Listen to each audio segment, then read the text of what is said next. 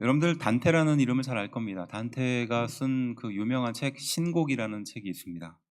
호메르스하고 셰익스피어하고 괴테와 더불어 이 단테는 네 명의 가장 중요한 시성이라고 할 수 있는 사람인데요. 이 단테의 신곡에는 지옥과 연옥과 천국을 다녀온 여행기가 쓰여져 있습니다. 물론 다 읽어보지는 않으셨겠지만 많이는 들어보셨잖아요. 그래서 이 단테가 신곡을 썼고 그 단테의 신곡에 영향을 받은 사람이 있었는데 그게 오기스트 로댕이라는 사람입니다. 로댕은 누구죠? 네, 잘 알고 있죠. 네, 생각하는 사람, 네, 턱 꿰고 있는 사람 있죠. 바로 그 생각하는 사람을 만든 사람입니다. 이런 조각가나 화가들은요 자신의 시그니처라고 하는 것들을 많이 그려요. 그래서 그 시그니처가 되는 그림들이 그 전 세대에 거쳐서 골고루 들어가 있습니다. 이 로댕 같은 경우는 이 생각하는 사람이 그런 시그니처라고 볼 수 있어요. 이 로댕이 바로 이 단테의 신곡을 읽고 심취하고 있을 때 프랑스 정부로부터 이 당시의 장식미술관이라는 그 미술관을 개관하게 되었고 그 미술관 정문, 그러니까 들어가는 문을 만들어 달라는 의뢰를 받습니다. 그래서 바로 이 로댕이 그 당시의 그 신곡, 단테의 신곡에 지옥문에 굉장히 깊이 빠져 있었다고 합니다. 그래서 그 박물관의 입구를 지옥문을 만든 거예요. 굉장히 아이러니하죠. 이렇게 생겼습니다. 한번 보십시다. 이거 잘 보이나요? 네. 네, 이렇게 됐어요. 이게 바로 그 박물관 들어가는 입구예요. 그러니까 박물관 들어가는 입구에 이 지옥문을 만들었다는 건 뭘 말하는 걸까요? 지옥문으로 들어가라 뭐 이런 뜻 아닐까요? 네. 그리고 여기 보시면 이제 위쪽에 조금 확대해 보시면 거기에 이제 사람이 있어요. 위쪽을 보여주세요. 아래쪽 말고. 네. 여기에 있는 가운데에 있는 사람이 이제 앞서 말했던 생각하는 사람이에요. 우리가 이 생각하는 사람이 어느 정도 모양을 갖추고 큰 것도 있지만 뭐 그래봤자 한 요만합니다. 근데 여기 이 지옥문에도 바로 이 생각하는 사람이 있어요. 이 사람은 단테 자신이라고 생각했던 것 같습니다. 로댕이 이것을 만들면서요. 비참한 지옥에 떨어지는 사람이 소망이 없는 사람들을 보면서 이 단테는 과연 무슨 생각을 하며 여기다가 이것을 새겼을까요? 그래서 요 생각하는 사람을 조금 확대해 보면 이렇게 돼요. 두 번째 그림을 보여주시면 네, 이거죠. 우리가 너무 많이 알고 있는, 익숙하게 알고 있는 이 자세와 요 표정과 이것이 바로 이 단테의 신곡에 영향을 받은 지옥문 위에서 그 지옥문을 통과하는 사람들을 보면서 생각하는 사람이라는 겁니다. 그래서 이 단테의 신곡이 등장하는 지옥문에는 어떤 내용이 등장하냐면 요약하면 이겁니다. 나를 거쳐 비통한 도시로 들어가고 나를 거쳐서 영원한 고통으로 들어가고 나를 거쳐서 멸망한 무리로 들어간다. 여기 들어오는 너희는 모든 희망을 버릴지어다. 이렇게 쓰여 있다고 해요. 지옥문을 통과하는 그 사람들을 보면서 여기를 통과하는 너희는 무엇을 버리라고요? 희망을 버리라. 이렇게 말한 겁니다. 지옥은 어디에 있을까요? 그리고 지옥은 무엇을 말하는 걸까요? 최소한 이 단테의 신곡이 등장하는 이 내용을 근거로 해서 보면 무엇이 없는 것이 지옥이라고 말할 수 있을까요? 소망이 없는 것, 희망이 없는 것이 지옥입니다. 현재 우리에게 희망이 없다면 또 소망이 없다면 그것이 무엇과 같다는 뜻입니까?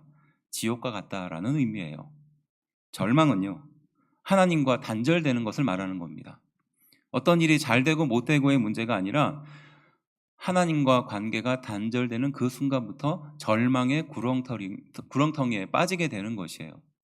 특별히 2025년 교회는 또 성도는 어떤 소망을 붙들고 어떤 희망을 붙들어야 하는지 함께 이 말씀을 통해서 은혜를 나누어 보려고 합니다. 소망은 우리에게 어떤 메시지를 주는지 특별히 세 가지 의미를 통해서 살펴보려고 하는데요. 그 첫 번째가 바로 소망의 키를 잡으라라는 의미입니다. 오늘 이 함께 말씀을 나누는 이 말씀은요, 이 배에 집중합니다. 그러니까 우리가 타고 다니는 배, 그 바다를 가르는 배, 유람선의 배, 그 배를 집중해서 비유하는데요. 야고보서 3장 4절은 이렇게 먼저 이야기합니다. 또 배를 보라. 그렇게 크고 광풍에 밀려가는 것들을 지극히 작은 키로서 사공의 뜻대로 운행하나니, 그러니까 배가 아무리 크다 할지라도 굉장히 작은 그 키 하나에 의지해서 사공의 뜻대로 움직이게 된다는 거예요. 배는 목적지를 두고 항해하는 것이 그 의미를 갖고 있는 것입니다. 중요한 것은 뭘까요? 어느 방향으로 가는가를 말하는 거예요. 어딘가 무엇인가 가는 것은 중요하겠죠. 그런데 그것보다 더 중요한 것은 어디를 목표로 하고 가느냐가 중요한 거예요. 그런데 그것을 가는데 이 키는 굉장히 작은 거예요. 어떻게 보면 볼품없습니다. 그 큰 배의 키는 굉장히 작거든요. 하지만 그것이 그 배 전체에 끼치는 영향력이 지대하다는 거예요. 우리 인생에 살고 죽는 것이 바로 그 키에 달려있다라고도 볼 수 있는 것입니다. 히브리서 10장 19절부터 20절 말씀은 이렇게 우리에게 교훈해요. 그러므로 형제들아 우리가 예수의 피를 힘입어 성소에 들어갈 담력을 얻었나니 그 길은 우리를 위하여 휘장 가운데로 열어놓으신 새로운 살길이요 휘장은 곧 그의 육체니라 라고 말합니다.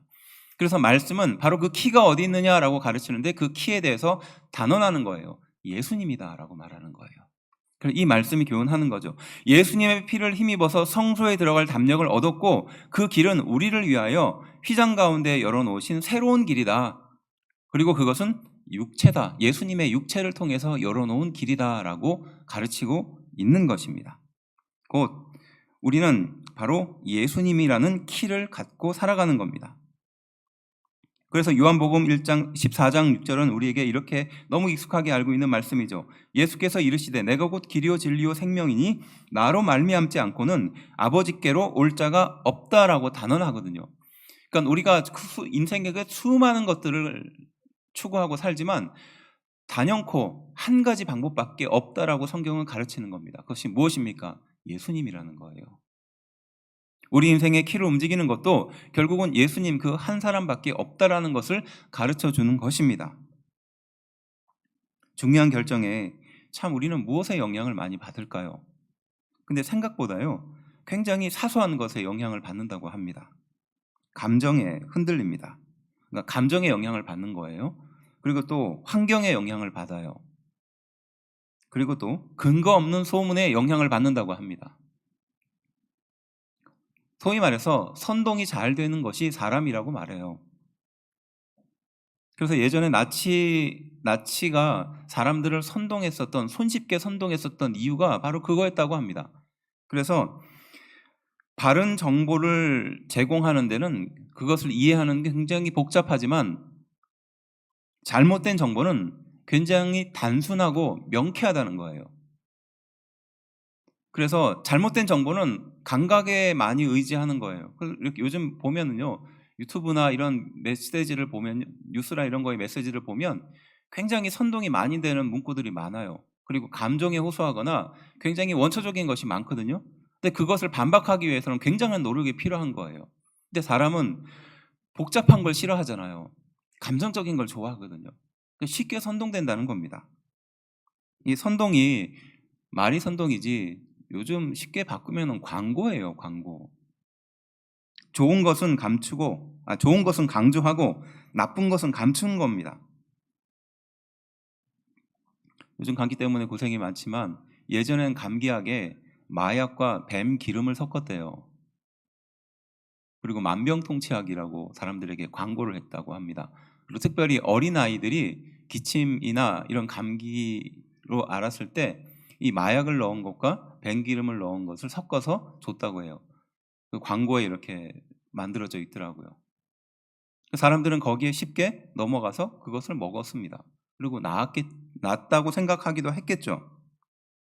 중요한 결정을 미칠 때 우리의 결정적인 영향을 미치는 그 키가 있어요. 그것이 감정이 되어서는 안 된다는 것을 가르치는 겁니다. 그것은 한 사람, 바로 예수님밖에 없다는 것을 이 말씀을 통해서 가르쳐 주는 줄로 믿습니다. 우리가 어떤 중요한 결정을 내릴 때 그것은 감정이 아니어야 됩니다. 환경이 아니어야 돼요. 어떤 여건이 아니어야 됩니다. 예수님 한 분밖에 없어야 될 줄로 믿습니다. 그래서 히브리서 10장 23절은 이렇게 교훈해요. 함께 한 목소리로 좀 읽어볼까요? 읽어봅시다. 시작. 또 약속하시는 이는 믿으시니 우리가 믿는 도리의 소망을 움직이지 말며 굳게 잡고 라고 말합니다. 그러니까 우리가 지금 믿고 소망하는 그 예수 그리스도의 키를 붙들고 그것을 어떻게 하라? 움직이지 말라는 겁니다. 그리고 어떻게 하라? 굳게 잡으라라고 말합니다. 신앙이 좋은 사람은 어떤 사람이 신앙이 좋은 사람일까요? 믿음이 좋은 사람은 어떤 사람이 믿음이 좋은 사람일까요? 저는 경험을 이렇게 돌아보니까요. 신앙이 좋은 사람이라 하면 막 기도해가지고 방언하고 막 3시간, 4시간 동안 그렇게 막 기도 열심히 하고 전도 열심히 하는 사람. 물론 그런 사람도 신앙이 좋은 사람이라고 볼 수는 있습니다. 그런데 저희가 보기엔요. 그거보다 더 중요한 것이 있어요. 신앙이 좋은 사람은요. 흔들리지 않는 사람입니다. 흔들리지 않는 사람이에요. 예수 그리스도를 중심의 키에다가 두고 그 예수 그리스도로 인하여 흔들리지 않는 사람이 신앙이 좋은 사람입니다. 우리 귀한 행복한 교회에 신앙이 흔들리지 않는 성도가 더 많이 나타나게 되기를 주의 이름으로 축원합니다. 그래서 이 소망은요, 바로 예수 그리스도입니다. 이것을 통해서 말씀의 능력이 나타나고 보혈의 공로가 나타나며 예수님이 유일한 기름을 우리는 고백하고 살아가는 것입니다. 그래서 신앙인의 신앙 고백에는 예수 그리스도만이 유일한 길이고 고백이라는 것이 살아있어야 되는 것입니다. 모든 문제의 해결은 결국 예수님이라는 뜻이에요. 그래서 우리는 이 첫 번째 질문을 하면서 나는 흔들리지 않는가를 스스로 물어봐야 합니다. 그리고 참 마음과 온전한 믿음으로 예수님께 내 시선이 고정되어 있는가, 이것을 스스로 물어봐야 될 줄로 믿습니다. 어떤 곳에 가도 또 어떤 것에 환경에 처해진다 할지라도요, 우리 시선이 바로 그 예수님께 고정되어 있으면 우리는 흔들리지 않습니다. 그렇죠? 이런 것이 우리에게 꼭 필요한 겁니다. 그래서 첫 번째 교훈, 소망의 키를 잡으라라는 것이에요. 두 번째는 무엇일까요? 소망의 돛을 세우라라는 메시지입니다. 배에 비유하면 이 소망의 돛이라는 뜻에서 이 돛은요, 어떤 배는 목적을 향해서 움직이게끔 되어 있어요. 그런데 그 배가 어떤 힘으로 움직이는가라는 것이에요. 어떤 힘으로 갈까요? 돛대를 통해서 가는 겁니다. 가장 그 배에서 높게 세워진 돛대, 어떻게 보면 그 배에 좀 기형적이라고도 할 수 있는 그 돛을 높게 세웁니다. 그러면 배의 무게는 가벼워야 하는데 돛은 어떻게 보면 굉장히 무거운 물체예요. 그리고 그 돛은 어디까지 세웁니까? 배의 높이보다 10배, 20배 이상까지 세우는 경우가 있어요. 그럼 거추장스러운 거거든요. 하지만 그게 굉장히 중요한 겁니다. 바로 최대한 바람을 이용하기 위한 방법이었죠. 이것이 바로 배가 움직이는 동력이었어요. 이사야 33장 23절은 바로 그 돛을 세우지 않는 상태에 대해서 이렇게 말합니다. 내 돛대줄이 풀렸으니 돛대의 밑을 튼튼히 하지 못하였고 돛을 달지 못하였느니라. 때가 되면 많은 재물을 탈취하여 나누리니 저는 자도 그 재물을 취할 것이며 라고 말합니다. 그러니까 지금 타락해가는 이스라엘 백성들을 향하여 이사야 선지자가 그들의 상태를 진단하면서 너희가 마치 무슨 상태와 같다? 돛대 줄이 풀려 있는 것과 같고 돛대 밑을 튼튼하게 하지 않는 상태와 같고 돛을 달지 못하는 상태와 같다라고 지금 이사야 선지자가 경고하는 겁니다. 만일에 너희가 그런 상태에 놓여져 있다면 어떻게 된다? 뒷구절에 나와 있듯이 재물이 쉽게 탈취될 것이고 전원자, 그러니까 몸이 아픈 사람이 와서도 너희 재물을 빼앗아 갈 것이다, 이렇게 말하는 거예요. 돛을 세우지 않는 신앙의 상태, 동력을 얻지 못하고 살아가는 신앙의 상태가 이렇게 쉽게 넘어질 수 있고 움직이지 못하는 상태가 될 수 있다는 것을 교훈하는 것입니다. 신앙생활의 결정적인 변화, 결정적인 헌신이 없는 상태를 지금 비유하는 것이죠. 너희가 그렇게 허술하게 돛을 세우지 않으면 너희의 신앙은 그렇게 넘어지기 쉽게 될 것이다. 누가 와도 너희의 모든 것을 빼앗아 갈 것이다 라고 경고하는 말씀입니다. 사실 우리는요, 환난을 감당하지 못해서 쓰러지는 것보다는 사실은 소망이 없어서 쓰러지는 것이 더 많습니다. 희망이 사라졌을 때 더 낙담이 되지 않습니까? 그래서 우리는 이 소망의 돛을 세워야 될 이유가 뚜렷하게 존재해요. 그저 편안하고 바람이 좋을 때 그 돛을 세워서 그 배의 동력을 얻는 것이 아니라 사실은요, 고난을 뚫고 가는 힘을 바로 받기 위해서인 겁니다. 사도행전 27장에는요, 이 돛에 대해서 아주 자세하게 표현하고 있어요. 물론 제가 말씀을 읽어드리지는 않겠지만 사도 바울이 그 배를 타고 가다가 마지막에 그 멜리데 섬에 좌천되는 과정 중에서 이 돛을 어떻게 사용하는지가 성경에 자세히 등장하고 있거든요. 그러니까 우리가 생각하기에는 큰 바람이 불면 배가 이렇게 흔들리잖아요. 어디로 갈지 모르지 않습니까? 그럼 어떻게 됩니까? 돛을 접어요. 그래서 바람이 흔들리는 방향대로 배가 다치지 않는 방향으로 키를 조정해 가면서 그냥 구사일생 그냥 떠내려가는 겁니다. 그러다가 거기에서 멈추면 정말 끝도 없이 가거든요. 그런데 결정적인 순간에 이제 돌이 가까이 오거나 아니면 큰 어려움이 닥치기 직전에 바람이 가장 강하게 불 때 바로 돛을 올린다는 거예요. 바로 그 돛을 올려서 바람을 타고 그 어려운 지경을 빠져나간다는 거예요. 물론 사도행전 27장에는 그게 실패하는 과정으로 나오지만 돛의 목적이 그거라는 겁니다. 우리가 생각하는 것처럼 좋은 바람, 순풍만 타고 날아가는 것이 아니라 오히려 힘들고 어려운 바람일수록 그것을 고난으로 받아들여서 강한 바람에 돛을 내리다가 결정적인 순간에 돛을 올려서 바람을 타고 그것을 빠져나가는 것과 같이 우리 고난이 그러하다는 것입니다. 비유하면 연날리기 같은 거죠. 연날리기 잘하시는 분들은 바람을 잘 이용하잖아요. 저만 아는 얘기를 하는 것처럼 다들 막 연을 이렇게 날리다 보면 연을 유독 잘 날리는 사람들이 있어요. 이게 뭐냐? 이게 하늘에 있는 바람이 각 층마다 부는 방향이 다르다는 거예요. 저도 들은 거예요. 제가 그렇게 잘 날리지 못하기 때문에 그 바람이 그냥 우리가 보기에는 하늘이 그냥 이렇게 비어 있는 것 같지만 바람이 수없이 불고 가잖아요. 그러면 그 바람도 높이에 따라서 부는 방향이 다르다는 거예요. 그래서 이 연을 당기면서 그 바람을 타는 거랍니다. 그래서 1층 바람을 타고 있다가 어떻게 해야 할까요? 더 강하게 당겨서 그 바람을 이겨서 2층 바람으로 올라간다는 거예요. 이 고난이 그러한 것과 같다는 것입니다. 우리 인생에 돛을 세우고 바람을 타고 그것을 빠져나가야 하는 것이 그거 같다는 것입니다. 고난을 두려워할 것이 아니라 고난에 주저앉아 있을 것이 아니라 오히려 그 고난이라는 그곳에서 강한 바람을 타고 거기를 빠져나가야 될 때가 있다는 것이에요. 우리가 또 소망의 돛을 세워야 될 이유가 두 번째 이유가 무엇일까요? 고난을 소망으로 담는 힘을 갖고 있기 때문에 그래요. 고난이 어떤 소망을 담는 힘이 있어서 그렇습니다. 예레미야 예가는 이렇게 우리에게 교훈합니다. 3장 20절부터 21절인데요. 내 마음이 그것을 기억하고 내가 낙심이 되오나 이것을 내가 내 마음에 담아두었더니 그것이 오히려 나의 소망이 되어사옴은 이라고 말하거든요. 그러니까 어떤 일로 인해서 굉장히 실망했던 것 같아요. 너무 실망하고 마음이 이렇게 쭉 가라앉았는데 어떻게 합니까? 내가 그것을 기억했다는 거예요. 그렇지만 그것을 통해서 내 기억이 거기서 머무르고 낙심이 굉장히 깊게 되었던 모양이에요. 그런데 이것을 어떻게 했습니까? 내가 내 마음에 담아두었다라고 말하잖아요. 그러니까 어떻게 변화합니까? 그것이 오히려 나의 소망이 되었다는 겁니다.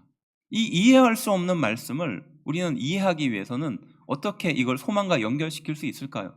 어떤 힘든 일이 생겼습니다. 근데 그 일로 인해서 낙심이 되었어요. 생각하고 싶지도 않아요. 그래서 대부분의 사람들은 그 어려운 일을 어떻게 합니까? 버리잖아요. 떨쳐내려고 하죠. 그런데 말씀은 오히려 그것을 내 마음에 담는다는 거예요. 그랬더니 어떤 일이 생기더라? 소망으로 바뀌다는 거예요. 이 무엇을 말하는 걸까요? 뒷구절에 나와 있습니다. 함께 한 목소리로 좀 읽어볼까요? 22절이에요. 읽어봅시다. 시작. 여호와의 인자함과 긍휼이 무궁하심으로 우리가 진멸되지 아니함임이니이다. 아멘.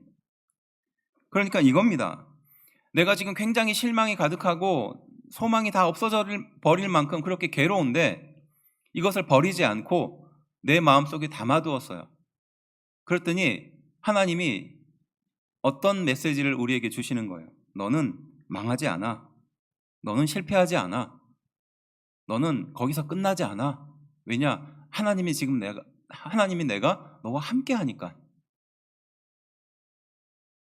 그래서 오히려 고난을 내 마음에 담아두었더니 이것이 소망으로 바뀌게 되더라라는 고백이 이 말씀의 의미라는 겁니다.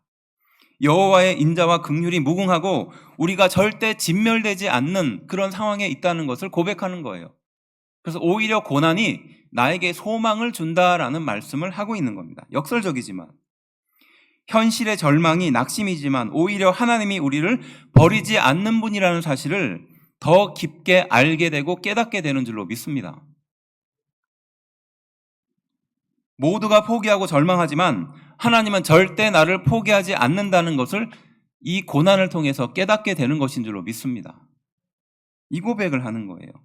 바로 그것이 우리의 신앙이 동력이 되어야 한다는 것이에요.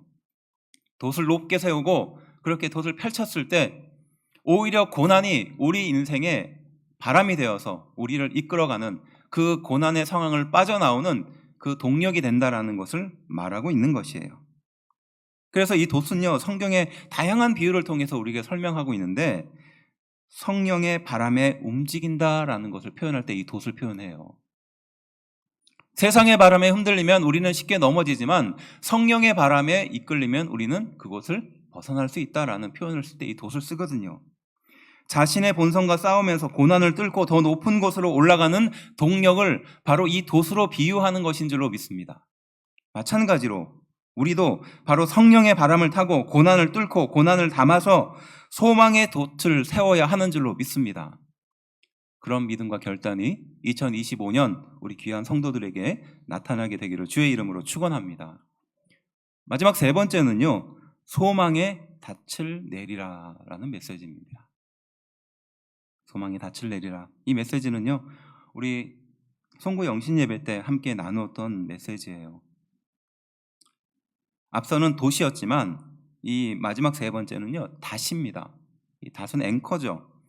배의 머리에 무거운 추를 바닥에 닿게 해서 배가 흔들리지 않게 고정하기 위한 장치예요. 정박하기 위한 장치죠. 이게 바로 닷입니다. 이에 대해서 시편 107편 23절부터 마지막 절은 우리에게 이렇게 교훈해요.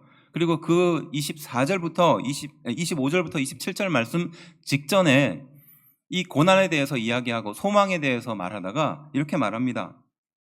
하나님을 깨닫는 것은, 말씀을 안 띄워줘도 됩니다. 감사합니다. 하나님을 깨닫는 것이 있는데 그것은 큰 배와 깊은 바다에서 알게 된다. 이런 말씀이 등장하거든요. 이걸 좀 쉽게 바꾸면 이 말이에요. 큰 배와 바다를 겪어본 사람만이 하나님을 안다. 이렇게 말하는 거예요. 그러니까 큰 배와 큰 깊은 바다를 겪어본 사람이야말로 하나님을 부정할 수가 없다라는 말로 시작합니다. 그리고 25절부터 27절 말씀으로 이어지는데요. 이렇게 말해요. 여호와께서 명령하신즉 광풍이 일어나 바다 물결을 일으키는도다. 그들이 하늘로 솟구쳤다가 깊은 곳으로 내려가나니 그 위험 때문에 그들의 영혼이 녹는도다. 그들이 이리저리 구르며 취한 자같이 비틀거리니 그들의 모든 지각이 혼돈 속에 빠지는도다. 이렇게 말해요. 앞서 말한 것처럼 큰 바다와 큰 배를 경험해 보지 않는 사람은 하나님을 모른다. 이렇게 말하면서 이 말을 연결지어요. 근데 여기 보면요, 여호와께서 명령했다라고 말하거든요. 그래서 이 말씀을 가만히 우리가 듣다 보면 하나님이 마치 우리에게 고난을 주시고 일부러 고난의 상황에 빠뜨리는 것처럼 오해하기 쉬운데요. 당시 이런 말씀을 썼던 의도는 그게 아니었던 겁니다. 뭐냐?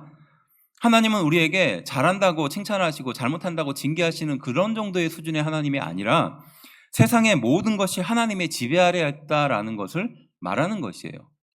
사탄의 지배 아래에 있었다면 아마 사탄의 마음대로 세상이 막 흘러갔을 겁니다. 그리고 인생을 파괴하는 목적으로 갔을 거예요. 하지만 광풍이 인다 할지라도 결국 하나님의 모든 지배 아래, 하나님의 능력 아래에 있다는 것을 강조할 때 쓰는 표현법 중에 하나였거든요.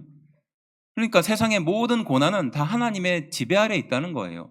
병도, 고난도, 어려움도 다 마찬가지라는 거예요. 이걸 뒤집어보면 무슨 뜻입니까? 하나님의 손 아래에 있으니까 하나님께서 치유해 주신다는 뜻이에요. 믿으시죠? 바로 그런 상황에 놓여지면은 사실 어떻습니까? 말씀에도 등장하듯이 한번 보여주세요. 어떻게 됩니까? 벗어날 자가 없고요. 그들의 영혼이 녹아버립니다. 그리고 이리저리 구르면서 취한 자같이 비틀거립니다. 심지어는 그들의 모든 지각이 혼돈 속으로 빠져버리고 확실한 것도 하루아침에 다 흔들려 버린다는 거예요. 그러니까 내가 30년 아니 50년 60년 동안 그렇게 열심히 신앙생활을 해도요, 하루아침에 흔들릴 수 있는 것이 우리 인생이라는 겁니다. 그 대단한 교역자 같아도 보여도요, 믿음이 대단한 사람이다 할지라도 하루아침에 흔들릴 수 있는 것이 우리 인생이에요. 저도 이렇게 믿음이 좋은 사람들을 참 많이 만나잖아요. 그런데요, 결정적인 순간에 흔들리는 사람이 있어요. 그건 누구도 막론하고 똑같습니다. 저조차도, 아니면 그 어떤 사람도, 세상에 태어난 그 어떤 인간도 이로부터 벗어날 수가 없어요. 대단한 믿음을 가진 것 같고 신실한 믿음을 가진 것 같지만, 사실은 이런 폭풍우 속에 있으면 자신이 가지고 있는 모든 것을 다 내려놓을 수밖에 없습니다. 그것이 인생이에요. 확신하는 것도 하루아침에 흔들린다고 말하지 않습니까? 어떤 상태일 때? 바로 다시 없는 상태일 때. 이걸 강조하는 겁니다. 다시 없을 때. 그래서 28절은 이렇게 말해요. 28절 29절, 이에 그들이 그들의 고통 때문에 여호와께 부르짖음에 그가 그들의 고통에서 그들을 인도하여 내시고 광풍을 고요하게 하사 물결도 잔잔하게 하시는도다. 아멘. 바로 그 고통 때문에 여호와께 부르짖는 그때 하나님은 그것을 외면하지 않고 우리 인생을 인도하고, 그리고 광풍을 고요하게 만들고 물결도 잔잔하게 하시는 분이 바로 하나님이다라고 우리에게 말씀하고 있습니다. 그래서 마지막 절 바로 이 구절을 말씀하는 거예요. 함께 한 목소리로 좀 읽어봅시다. 시작. 그들이 평온함으로 말미암아 기뻐하는 중에 여호와께서 그들이 바라는 항구로 인도하시는 도다. 아멘. 이거예요. 이 말씀을 하려고 앞에 있는 내용들을 쭉 연결 지은 겁니다. 원망하고 싶을 때도 있죠. 왜 나에게 이런 고통이 올까라고 하나님께 따지고 싶을 때도 있습니다. 하지만 결국 그 고난과 고통을 겪고 마지막 절 30절, 평온함을 갖기 위해서예요. 평온함이라 함은 문제없이 모든 인생이 흘러간다는 것을 말하는 게 아니에요. 고난 없이 흘러가는 것을 말하는 것이 아닙니다. 우리 마음은 그렇죠. 우리의 자녀를 보면서 아무 문제 없이, 아무런 티나 점과 흠도 없이 그냥 그렇게 살아가기를 바라죠. 하지만 사실은 그것은 환상 같은 것입니다. 인생을 살면요, 힘든 일이 매 순간 펼쳐지잖아요. 그렇지 않습니까? 그 모든 순간을 여러분들의 자녀가 헤쳐나가서 이기고 승리해야 되지 않겠습니까? 넘어지고 좌절하고 맨날 후퇴하고 이런 상황으로 여러분들은 자녀를 기대하지 않습니다. 하나님 또한 우리에게 마찬가지입니다. 잘 되는 것을 말하는 것이 아니라 바로 하나님의 인도하심을 경험한 사람이 누릴 수 있는 그 평온함을 말하는 것이에요. 너희가 진정으로 그 고난을 겪었지만 하나님이 그것을 직접 해결해 주셨고, 바로 그것을 통해서 진정한 평안함이 시작된다는 것을 말하는 거예요. 믿으십니까? 병을 만나고 나서요, 의사가 그 병을 치료해 주면요, 그냥 그것은 의사가 치료한 병이 되고 맙니다. 하지만 그 병을 만나서 비록 의사의 도움을 받았지만 결국은 하나님이 나의 병을 치료해 주셨다는 확신과 믿음으로 선다면 그것이야말로 능력이 되지 않겠습니까?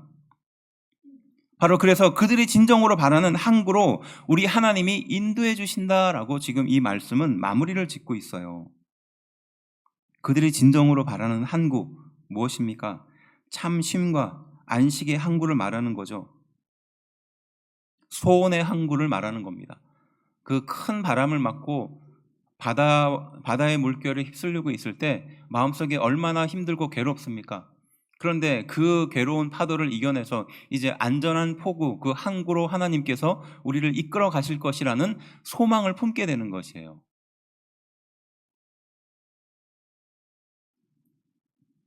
그래서 교회는 소망의 항구이기도 하고, 바로 하나님은 우리의 소망의 항구이기도 한 것이에요. 영혼의 고향으로 돌아와서 소망의 닻을 내리는 것을 말하는 것입니다. 우리는 고향을 떠나서야 진정한 고향의 가치를 알지 않습니까? 또 어른들 말처럼 아프면 철든다 그러잖아요. 아파봐야 철든다는 말이 참 틀리지 않은 것 같습니다.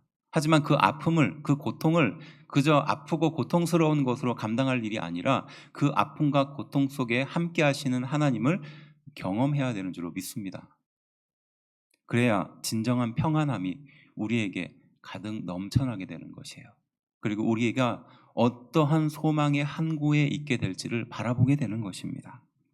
히브리서 6장 13절부터 20절 말씀은 이렇게 교훈해요. 하나님의 확실한 약속과 소망이 있다라고 가르칩니다. 그리고 14절부터 15절까지 말씀을 이렇게 교훈합니다. 이르시되 내가 반드시 너에게 복주고 복주며 너를 번성하게 하고 번성하게 하리라 하셨더니 그가 이같이 오래 참아 약속을 받았느니라. 우리는 하나님께 복을 받는다고 말하면 마치 미신처럼 생각합니다. 그리고 뭔가 잘못된 것 같고 뭔가 실수하는 것 같고 그렇게 생각합니다. 하지만 그렇지 않아요. 하나님은 우리에게 소망을 주셨어요. 그리고 그 소망은 잘 되고 잘 되는 축복인 줄로 믿습니다. 반드시 주겠다고 하나님이 약속하신 것이거든요. 그리고 17절 하나님은 약속을 기업으로 받는 자들에게 그 뜻이 변하지 아니함을 충분히 나타내시려고 그 일을 맹세로 보증하셨다라고 말하거든요. 하나님은 우리에게 복 주실 뿐만이 아니라 그것을 우리에게 반드시 주겠다고 무엇을 하신다고 말씀합니까? 맹세하시는 분이라는 거예요. 사람의 맹세도 아니고 하나님의 맹세인 줄로 믿습니다. 우리 성도들 중에서 소위 말해서 신앙의 피해의식이 좀 있다 보면 이런 분들이 있어요. 하나님은 나에게 힘들고 어려운 일을 주셔야 된다 이런 생각을 좀 하는 경향이 좀 있어요. 그리고 오히려 복을 받으면 좀 어색해하고 이상하게 생각하는 사람이 좀 있습니다. 그렇지만 하나님은 그렇지 않은 분이에요. 우리에게 복을 주시기를 원하시는 분입니다. 그리고 그 복을 주기 위해서 맹세까지 하시는 분이에요. 하나님의 확실한 약속이 있고 그것은 소망인데 그 소망을 이루기 위해서 하나님은 이처럼 약속을 주실 뿐만이 아니라 우리에게 맹세를 할 만큼 우리에게 주시겠다라고 말씀하시는 것입니다. 그래서 바로 그 소망이 18절 19절에 이렇게 말해요. 함께 한 목소리로 좀 읽어볼까요? 읽어봅시다. 시작. 이는 하나님이 거짓말을 하실 수 없는 이 두 가지 변하지 못할 사실로 말미암아 앞에 있는 소망을 얻으려고 피난처를 찾는 우리에게 큰 안위를 받게 하려 하심이라. 우리가 이 소망을 가지고 있는 것은 영혼의 닷 같아서 튼튼하고 견고하여 휘장 안에 들어가나니 라고 말합니다.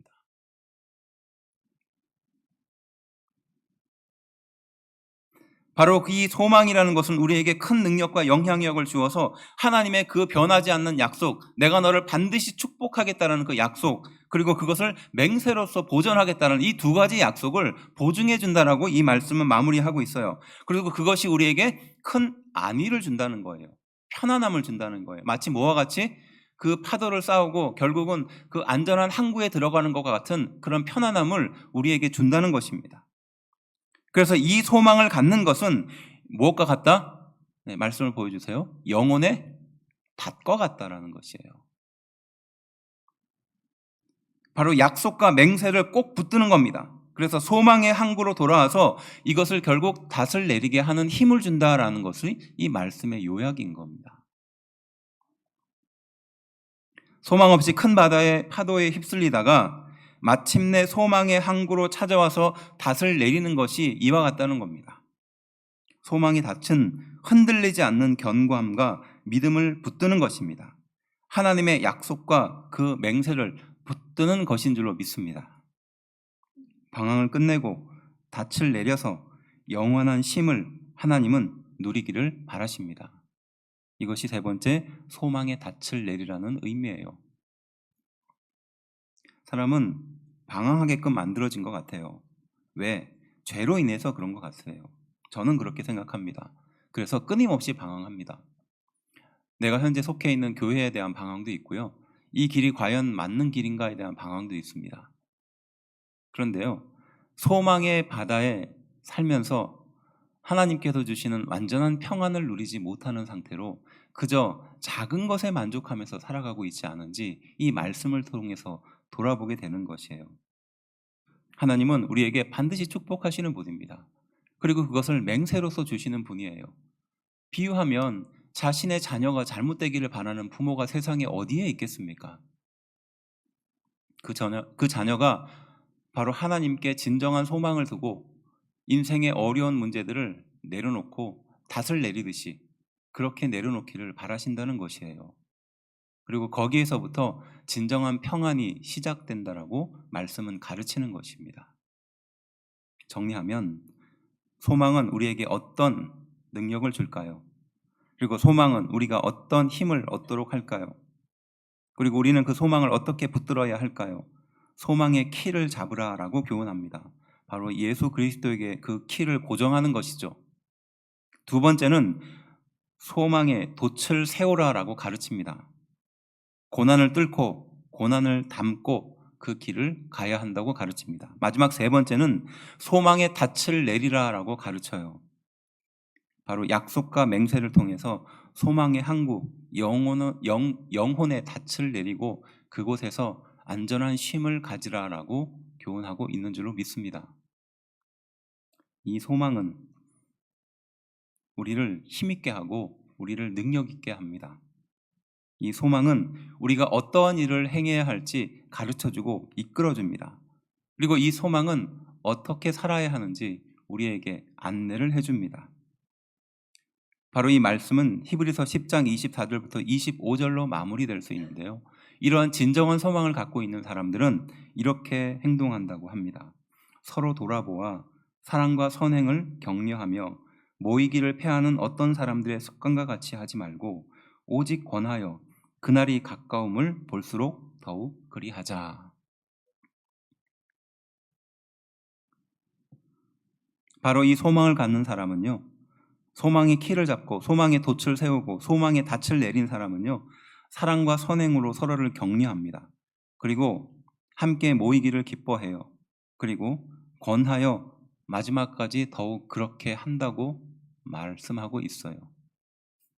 저는요, 우리 성도들이 일을 많이 하는 것을 그다지 좋아하지 않습니다. 왜냐? 일만 하기 때문에 그래요. 하지만 그 일을 사랑으로 하기를 저는 바랍니다. 저는요, 직분과 책임감으로 그 일을 하기를 바라지 않아요. 저는 성도들에게 같은 소망으로 그 일을 하라고 가르칩니다. 저는 성도들이 그저 자신이 해왔던 습관대로 그 일을 하기를 바라지 않아요. 예수님을 따라서 그 길을 따라가기를 바랍니다. 저희 아이가 하나 있잖아요. 근데 이 하나 있는 아이가 저희한테도 귀중하지만 소중하지만 저희 할아버지 할머니에게도 소중하잖아요.